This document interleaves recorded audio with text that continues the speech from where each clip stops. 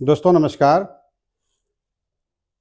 मैंने 2 वीडियो पहले अपलोड किए थे। वो थे भूमि संरक्षण कार्यों के सर्वेक्षण के संबंध में। इस बीच तैयारी करने का समय नहीं मिल पाया। सेवानिवृत्ति के बाद सोचा था कि बड़े आराम से बहुत समय मिलेगा और बड़े आराम से रहूँगा, लेकिन वो कहते हैं कि वृक्ष कबहु न फल बकै, नदी न संचय नीर, परमारथ के कारणे साधु न धरा शरीर। तो वही हाल कुछ-कुछ हमारा भी है। सामाजिक कार्यों में थोड़े से व्यस्त रहने के कारण मैं उस एपिसोड में जो भूमि संरक्षण का सर्वेक्षण से संबंधित कार्य था, उसकी तैयारी नहीं कर पाया हूँ, तो क्षमा चाहूँगा। आज मैं एक दूसरे विषय पर आपसे बात करना चाहूँगा और वो विषय है कि जो हम लोग इस विभाग में कार्यरत हैं और जो नए लोग वर्ग 3 में आए हैं, जो लोग वर्ग 2 में पहले से ही हैं और वर्ग 1 के जो हमारे फील्ड के कर्मचारी हैं, 1120 पदों का हमारा स्ट्रक्चर है। इन पर कार्य करने वाले लोगों के विभाग में अपने अपने पदों पर कार्य करने के क्या दायित्व हैं। तो संभवतः अभी तक इसकी जानकारी नए लोगों को नहीं होगी, कुछ लोग पुराने हैं उनको भी इसकी जानकारी नहीं होगी।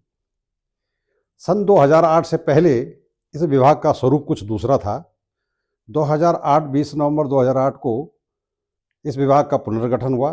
पुनर्गठन सिर्फ जो है अधीनस्थ कृषि सेवा के जो वर्ग 1, 2 और 3 के कार्मिक हैं उन्हीं का हुआ था और उसके आधार पर जो हमारी 25 भूमि संरक्षण कृषि इकाइयाँ थी, उनका नाम बदल करके कृषि एवं भूमि संरक्षण इकाइयाँ कर दिया गया और जिले में मुख्य कृषि अधिकारी और बाकी निदेशालय का सेटअप जैसा था वैसा ही रहा। तो आज मैं बात करूँगा कि हमारे जो हैं कार्यदायित्व वर्ग 3 के क्या हैं। जो लोग नए आए हैं उनको शायद इसका पता नहीं होगा कि हमारे कार्यदायित्व क्या है। तो पहले हम लोग जो है 3 सेक्शन में थे। तो एग्रीकल्चर जनरल में जो व्यक्ति था वो एग्रीकल्चर जनरल का काम करता था विकास खंड स्तर पर, जिले स्तर पर। लेकिन उसके बाद प्लांट प्रोटेक्शन को, एग्रीकल्चर जनरल को और सॉइल कंजर्वेशन को, इन तीनों सेक्शनों को मिला करके विकास खंड स्तर के न्याय पंचायत स्तर तक इनका सेटअप तैयार किया गया। तो उस ढांचे के अंतर्गत हम लोगों को वर्ग 3 और वर्ग 2 और वर्ग 1 के जो लोग फील्ड में कार्यरत हैं उनके जो है कार्यदायित्व जो है निर्धारित किए गए। तो ये आप देख पा रहे होंगे 20 नवंबर 2008 का एक शासनादेश हुआ था और ये शासनादेश हुआ था तब तत्कालीन जो सचिव थे एग्रीकल्चर के विनोद भूनिया जी, उनके हस्ताक्षर से ये जारी हुआ था। और ये आप देख पा रहे होंगे सिंगल विंडो सिस्टम में न्याय पंचायत विकास खंड इकाई स्तर पर कार्यरत अधिकारियों के कार्यदायित्व के संबंध में। तो ये वो शासनादेश है 20 नवंबर का। शासनादेश संख्या है इसका 763 और तारीख है इसकी 20 नवंबर 2008। ये हमारा जो है बाकायदा राज्यपाल से जो है शासनादेश जारी हुआ था। तो सबसे पहले मैं बात करूंगा सहायक कृषि अधिकारी वर्ग 3 की जो न्याय पंचायत स्तर पर कार्यरत है उसके क्या कार्यदायित्व हैं। तो संभवतः आप लोग जो लोग पहले से भी कार्यरत हैं 2017 के बैच के हों या चाहे 2021 के बैच के हों या उसके बाद के बैच के हों, तो कतिपय लोगों को शायद ये जानकारी नहीं होगी कि हमारे कार्यदायित्व क्या है। तो 29 बिंदुओं का एक कार्यदायित्व है हमारे वर्ग 3 के कार्मिक का, तो मैं आपको बताता हूँ और इसको आप जो है अपने पास डाउनलोड करके भी रख सकते हैं कि कभी भविष्य में अगर आपको कहीं कार्य करने में कहीं दिक्कत आती है या अपने बारे में कि मेरे कार्यदायित्व क्या है उसको जानने के बारे में, तो इसको आप खोल करके उसके बाद इस वीडियो को और फिर आप देख भी सकते हैं। लेकिन आपके पास इसको स्टोर के रूप में या डाउनलोड के रूप में ये वीडियो होनी चाहिए ताकि जब जब आपको आवश्यकता पड़े आप उसको जो है निकालें और उसको देखें और उसके बाद जो है अपने बारे में, अपने कार्यदायित्व के बारे में जानकारी कर सकें। कोई आपको ये ना कहे कि आपका काम ये है, वहाँ पर आप जो है ठोस जानकारी के साथ अपनी बात को रख सकें, ये मेरे कार्यदायित्व में नहीं, ये काम मैं नहीं करूँगा, ये मेरे कार्यदायित्व में, इस काम को मैं करूँगा। तो जानकारी होनी बहुत ज़रूरी है। न्याय पंचायत स्तर पर प्रत्येक न्याय पंचायत पर अधीनस्थ की सेवा वर्ग 2 या वर्ग 3। अब आपको पता है कि 9 जनपदों में वर्ग 3 के कार्मिक न्याय पंचायत पर हैं और इन 4 जनपदों में वर्ग 2 के कर्मचारी वो न्याय पंचायत स्तर पर हैं। कार्मिक तैनात किया गया है जो कृषि संबंधी समस्त कार्यों का संपादन करेगा, वह उनके लिए कार्यदायी उत्तरदायी होगा। न्याय पंचायत स्तर पर तैनात कर्मी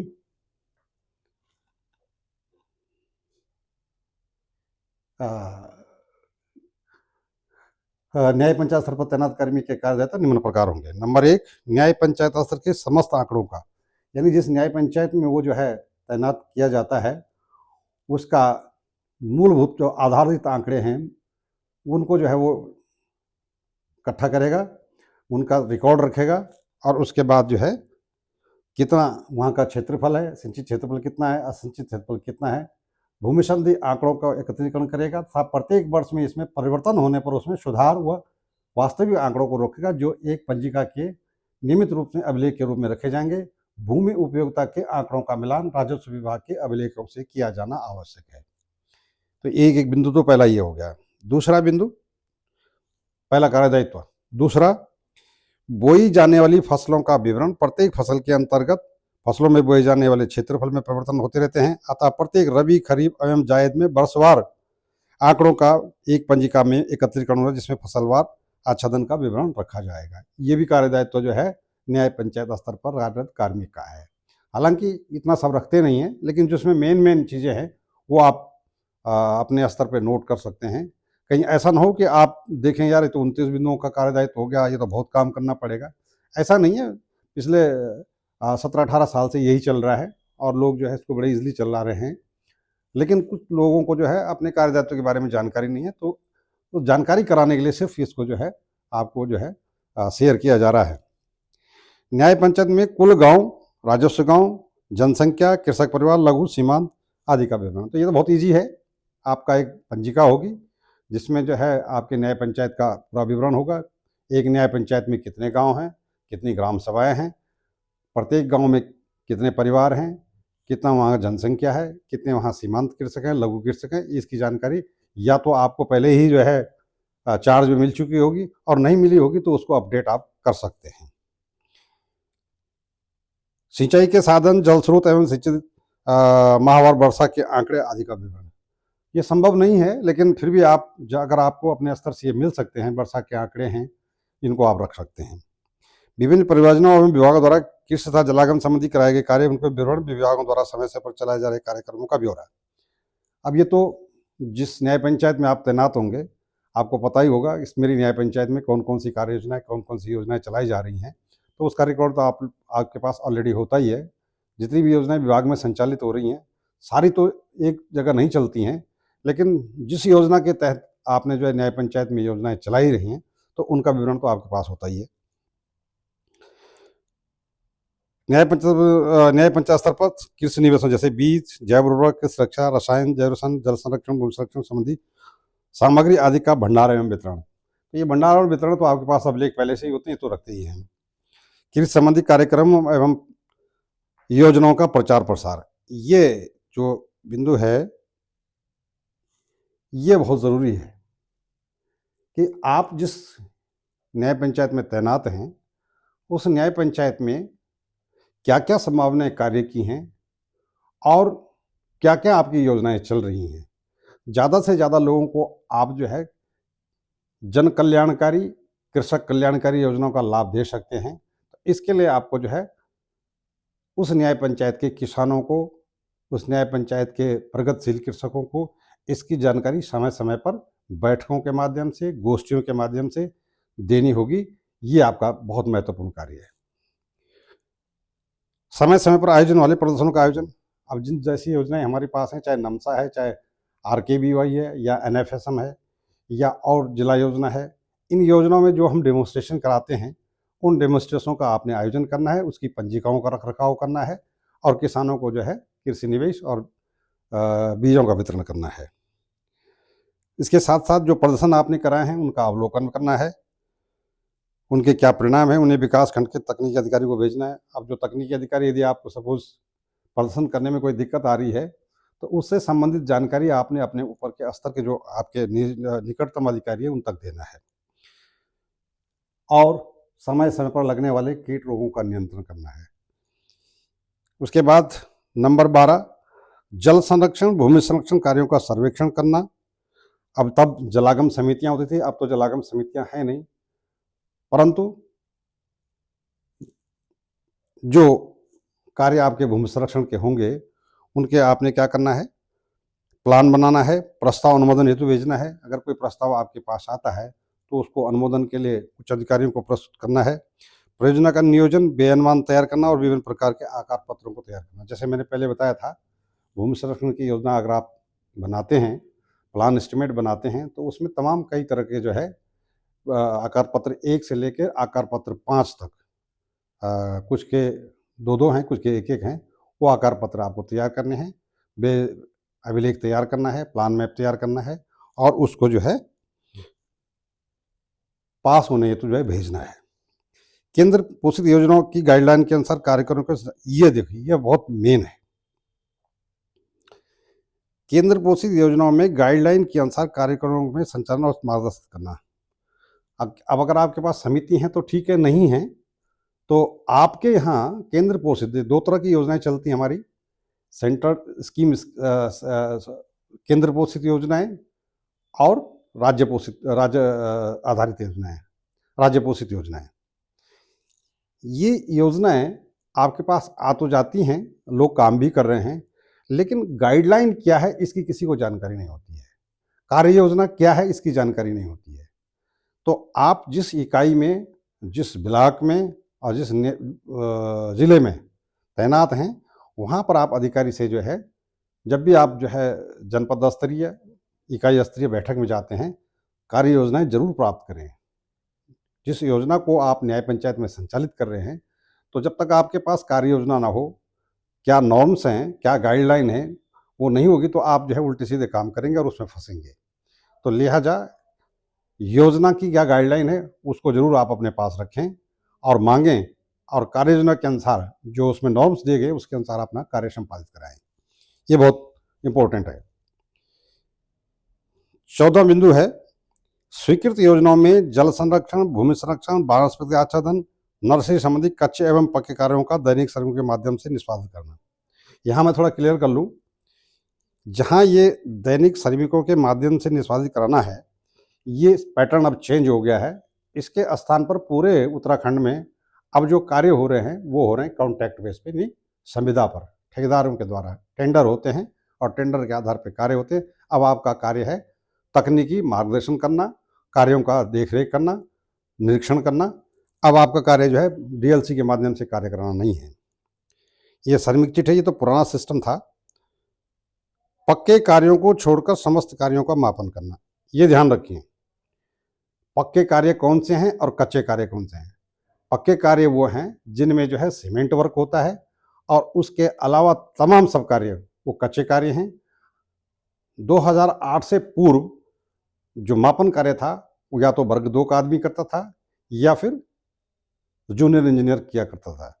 लेकिन 2008 के बाद ये आपके पास पावर दी गई है कि जो कार्य आप निष्पादित करा रहे हैं या ठेकेदार के द्वारा जो कार्य किया जा रहा है उसका मापन आप स्वयं करेंगे। पक्के कार्य अवर अभियंता के परीक्षण दायित्व में संपादित किए जाएंगे।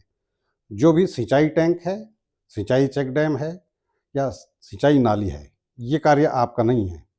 आप मैप उपलब्ध करा सकते हैं, साइट बता सकते हैं, किसानों से मिला सकते हैं, लेकिन ये पक्के कार्य का जो संपादित किए जाएंगे वो जेई के देखरेख में होंगे, आपके देखरेख में आपकी जिम्मेदारी नहीं है। हाँ, ये अलग बात है कि आप सहयोग जरूर उनका कर सकते हैं कि ये जो भी आपको अभिलेख उपलब्ध कराने हैं या अपनी न्याय पंचायत से संबंधित जो है जानकारी देनी है वो दे सकते हैं, लेकिन कार्य जो संपादित होगा वो जेई के द्वारा, स्वयं के द्वारा होगा। उसके बाद 15वां बिंदु है,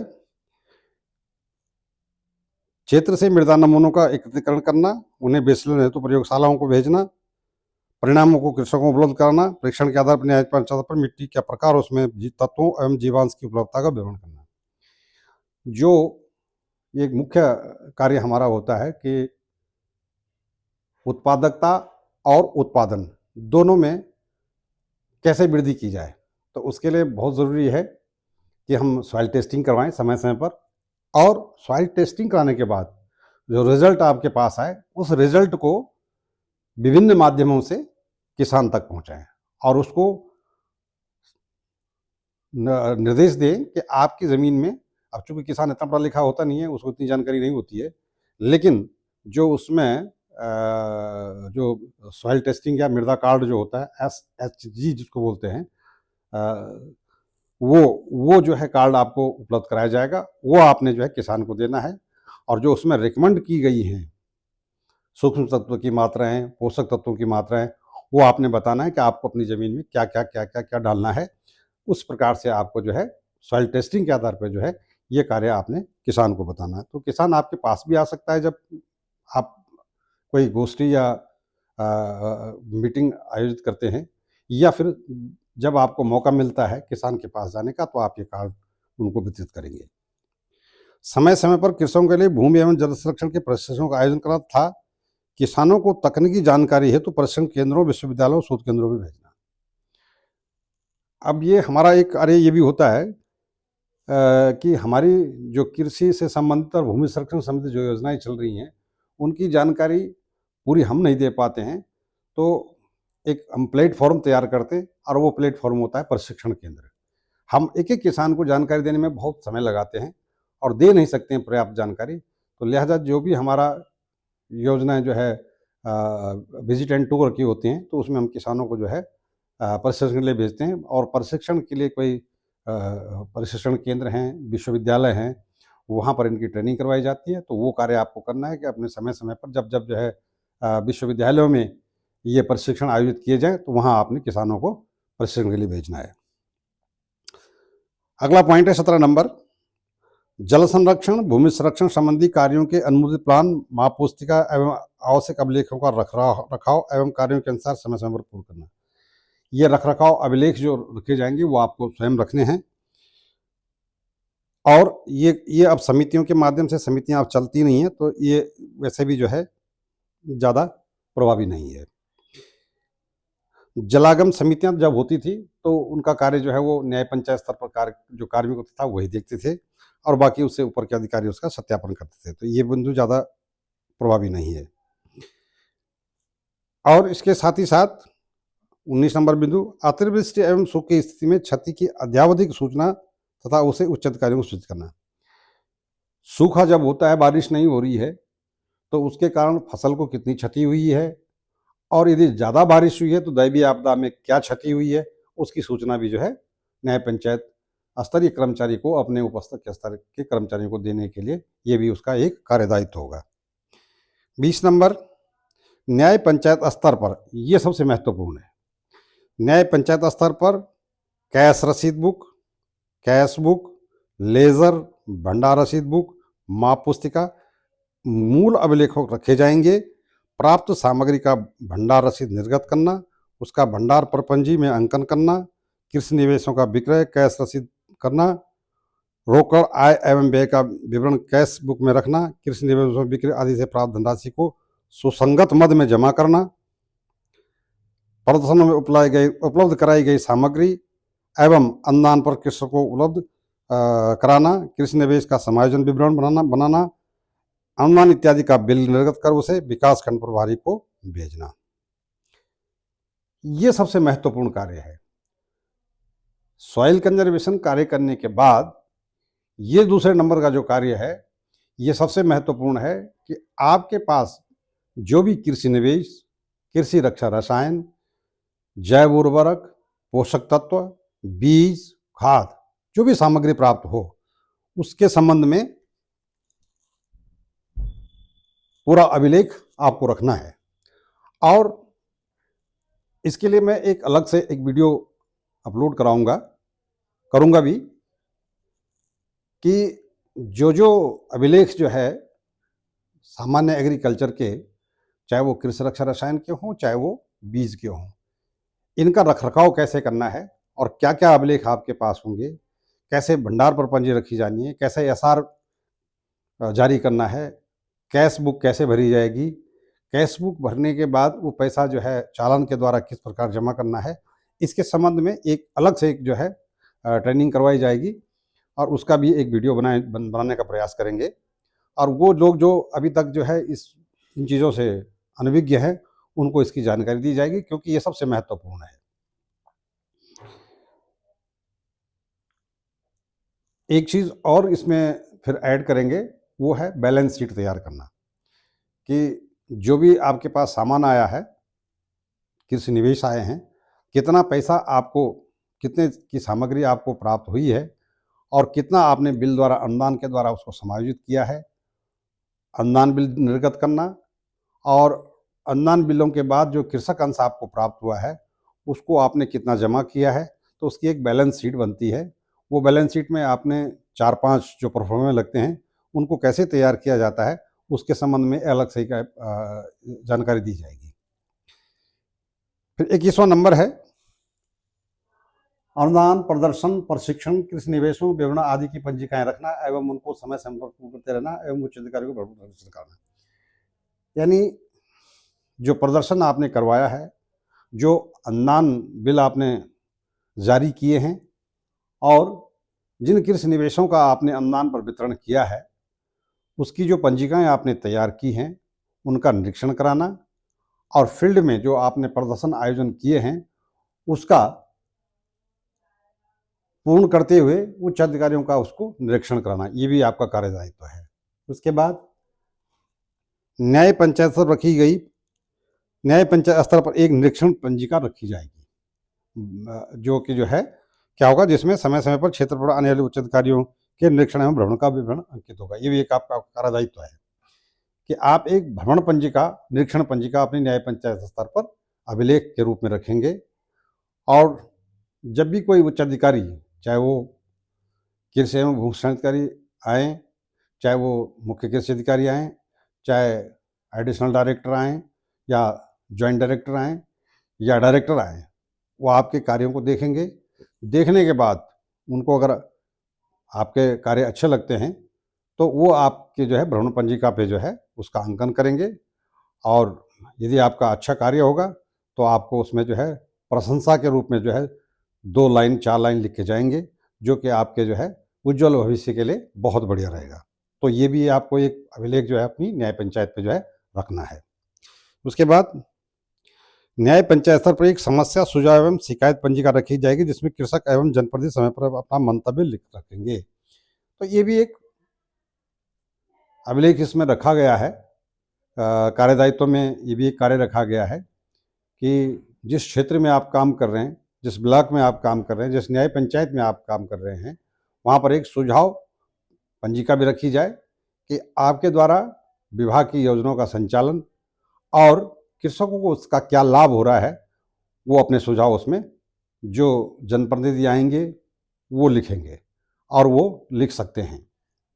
इसके उपरांत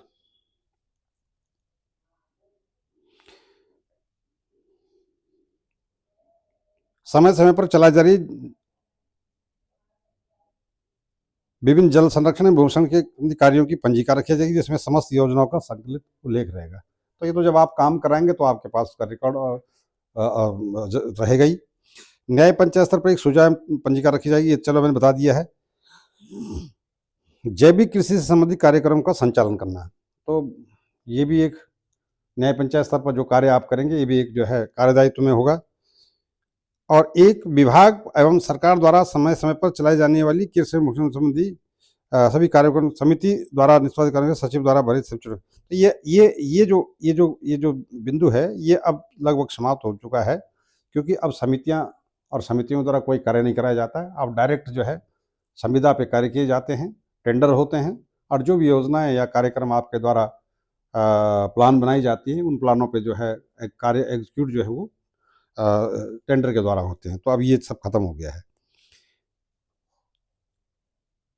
क्षेत्र विशेष के लिए वहाँ की आवश्यकता अनुसार स्थानीय कृषकों के मध्य बैठकर जल संरक्षण, भूमि संरक्षण, आधारित कृषि विकास की योजनाएं तैयार करना, जिससे उत्पादन में वृद्धि के साथ साथ कृषकों की आय के स्रोत बढ़े, रोजगारपरक कृषि का विकास हो सके तथा पलायनवाद को रोका जा सके। ये भी बहुत इंपॉर्टेंट पॉइंट है कि आप जो है जब आप क्षेत्र में काम करेंगे और आपके पास बजट की उपलब्धता होगी और आपको उच्च अधिकारियों से कोई निर्देश प्राप्त होंगे कि भाई आपको इस कार्य के लिए, भूमि संरक्षण कार्यों के लिए इतना बजट अलॉट किया जाता है, आप जो है क्षेत्र में जाकर सर्वे करें, योजनाओं का चयन करें, कहाँ कहाँ आपके क्षेत्र में जो है भूमि संरक्षण कार्यों की आवश्यकता है। तो आप क्षेत्र में जाएंगे, लोगों के साथ बैठकें करेंगे, उनको बताएंगे कि हम अमुक अमुक कार्य कर रहे हैं और हमारा काम है कि हम जो है कृषकों की सहायता करें। कृषि भूमि जहाँ कटाव हो रहा है वहाँ भूमि संरक्षण परियोजना तैयार करते हैं और उसके साथ साथ कृषकों की आय में कैसे वृद्धि की जा सके उसके लिए भी हम कार्य योजना तैयार करते हैं। तो किसान जरूर आपको जो है आपकी बताई बात के अनुसार अपना योजनाएं या प्रस्ताव आपको देंगे और उसके अनुसार आप उस पर जो है आगे कार्रवाई करेंगे। एक फिर जो है 28वां नंबर साप्ताहिक, पाक्षिक एवं मासिक सूचनाएं तैयार कर विकास करना।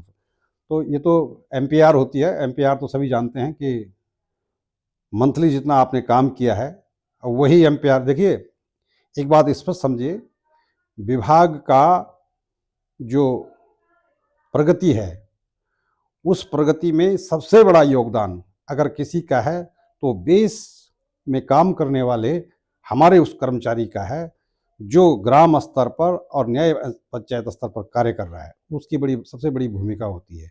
बाकी सब लोग जितने ऊपर हैं ये सब जो है पर्यवेक्षीय दायित्व में आते हैं और असली जो हमारा स्तंभ है, जो रीढ़ है, जो बुनियाद है, वो हमारा न्याय पंचायत स्तर पर काम करने वाला कार्मिक है।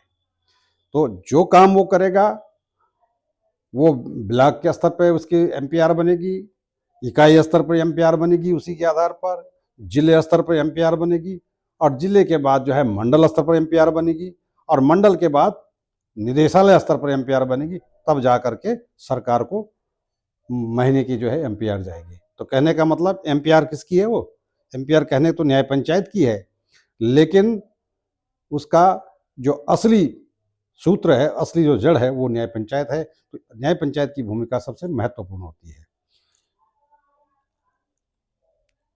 28 नंबर, 29 नंबर उच्च स्तर से समय से इसके साथ साथ कोई अगर अन्य दायित्व उसको सौंपे जाते हैं तो उनको जो है वो पूर्ति करेगा। तो ये तो थे हमारे न्याय पंचायत स्तर पर तैनात कार्मिक के कार्यदायित्व। इसके उपरांत इन पर नियंत्रण जो है किसका होगा?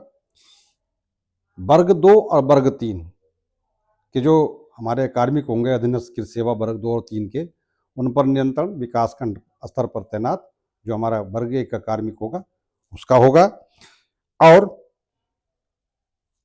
विकासखंड स्तर पर जो है जो वो होगा कर्मचारी होगा वो जो है वरिष्ठतम वर्ग 2 का हो सकता है या सहायक कृषि अधिकारी वर्ग 1 का हो सकता है। तो ये तो थे हमारे वर्ग 3 के कर्मचारी के कार्य एवं दायित्व। अब अगर आप चाहेंगे तो वर्ग 2 के क्या कार्यदायित्व होंगे, वर्ग के क्या क्या कार्यदायित्व होंगे, वो भी आपको बताए जाएंगे। तो आज के लिए इतना ही। धन्यवाद।